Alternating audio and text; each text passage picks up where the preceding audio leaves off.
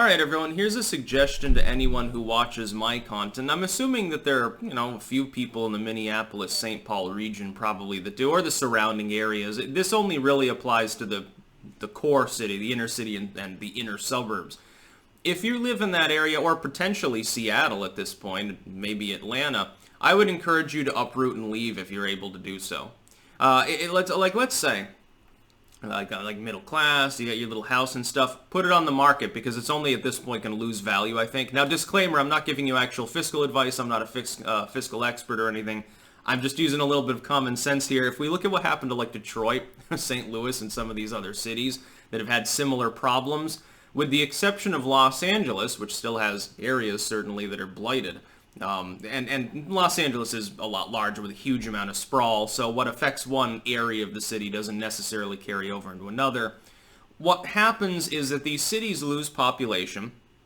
People with kids and stuff, suburbs, they're like, fuck this, I'm not dealing with riots, and especially in Minneapolis's and Seattle's case now, the unwillingness or incapability of the police and local government to even address the issue of rioting will lead to the literate workforce leaving. Once a few of them start to leave, it becomes a tidal wave. What happens is that 1-2% of the population, a core population, leaves. A lot of those people are invested locally, they own businesses, they manage businesses, those people leave. Because nobody wants to move in, you have job losses. Businesses fold.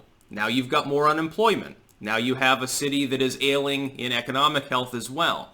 This leads to a reduction in available services, to debt, to shutdowns and so forth, more dysfunction, usually corruption as well. Now more people move out, because now people that were already thinking about it, the larger, broader group of people wants a normalcy bias. The largest group of people looking at these riots from the suburbs says, I kind of want to move, but I kind of hope that the situation will get better, and I'm not quite over the edge yet. But once they see that some of their compatriots have left, once there are a few homes for sale that stay for sale for months and months on end and never get sold, and once they see their property value begin to decline, they'll freak out and leave. A lot of people will. Detroit used to be called the Paris of the West. It used to be one of the largest cities in the United States. A lot of people wouldn't realize that. Now that their fucking beavers have moved back into some of the waterways there, half of the city looks like a fucking jungle. It's quite green. It's definitely, the liberals have accomplished something. They've made Detroit a very environmentally friendly city because there's not much industry left there and because of all the trees and grass. I don't even know why they keep these areas mowed, by the way. It'd be cheaper to just let them grow up into brush. Yeah, you might get drug usage out there, the 10 blocks into what becomes the forest of Detroit, but really, who cares? Who fucking gives a shit at this point? Who fucking cares? This could happen to Minneapolis. And the thing is, Minneapolis doesn't have some of the advantages Detroit did have back when the race riots caused massive population losses there. Namely, a manufacturing muscle, definitely more recognizable for tourism purposes. Detroit has that advantage. Minneapolis is sort of a tertiary city when you really think about it. You got the big ones. You got New York City and LA especially, Chicago, you could say Houston, and then DC would be one of them just because it's the capital of the U.S. Then you have sort of the secondary cities like a Boston, San Francisco, something. Well, San Francisco's kind of a primary city. And then you have something like Minneapolis. Yeah, it's a big city. It's got 400,000 people living in it, but that's not New York City. It doesn't have the kind of resources, the kind of shine to it that can necessarily prop it up. People are like, well, Boston pride. Yeah, who cares if there are riots? I'll just grab a tire iron. Are there many people that are going to do that for Minneapolis-St. Paul? Yeah, why do you think the Minnesota Vikings suck, by the way? just throwing that one out there. But yeah, I would probably, if I was able to move, if I had any capital at all, I probably would leave. And by the way, if you move elsewhere, it'll be cheaper anyway. Big cities tend to be more expensive, even the blighted ones. Like, if you want to live in a nice, quote-unquote, nice part of Detroit, the greater Detroit area, it's going to be just as expensive as any other big city. It's just that your downtown sucks ass and is the only safe part of the city, number one, and that there are massive gaps and slums in between the nicer neighborhoods that can afford a fence and a security guard. That's what Detroit is like. You can see it from you can see it from space. Look on Google Earth sometime. or Yahoo Maps, or whatever kids use these days. Yahoo and youth in the same sentence becomes funny, so you can understand why I said it. By the way, you can look at Detroit, and I'm sure that there are probably some, not nice areas of Minneapolis. You look at some of the other cities, St. Louis, Little Rock, again, even tertiary cities, large as though they may be, they can have fairly large blighted zones.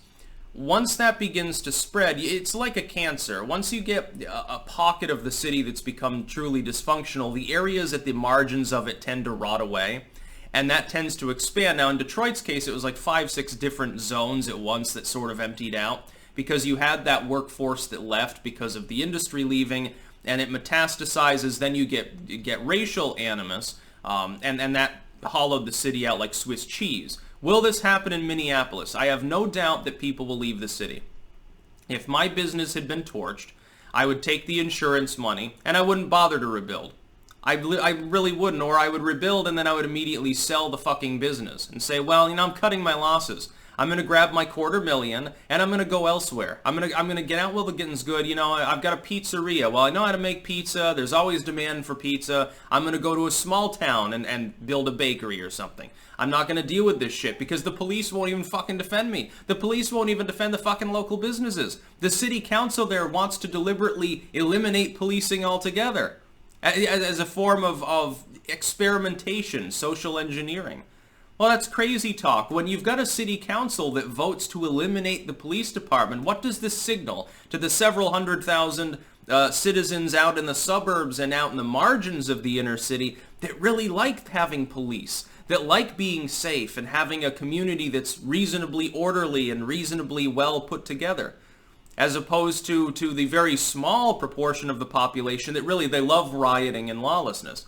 That's only a tiny fraction of the population, yet the city council sides with the rioters. And let's not kid ourselves. For the most part, in Minneapolis, it was rioting, not protesting. There are plenty of protests going on. A lot of them are peaceful. There's a protest here in Amsterdam against what happened literally across the fucking world. There were no punches thrown. Nobody was throwing piss bottles. Black Bloc didn't show up and beat someone's skull in. It was lawful, but that's not what we saw in Minneapolis. It's not really what we're seeing in Seattle, although things have calmed down some. Mainly because, again, the police are unwilling or incapable of clearing out the looters. And then places like Atlanta, and to an extent DC. The only reason DC is unique is it's the capital. It's paid for directly by taxpayers. It's a giant chunk of bureaucracy that we prop up, which, by the way, sucks ass. By the way, I think that it's bullshit.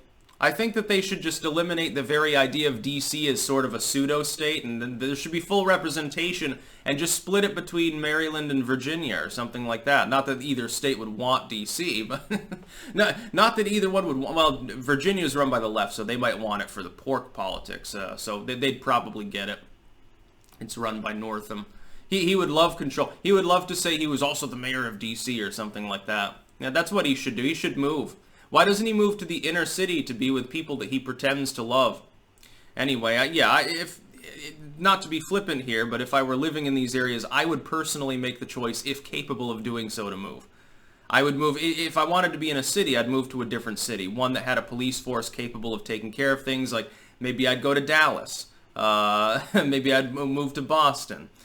Since I would obviously like rainy, dreary weather, 300 days out of the year. I don't know. Where would I choose to go? It wouldn't be Minneapolis.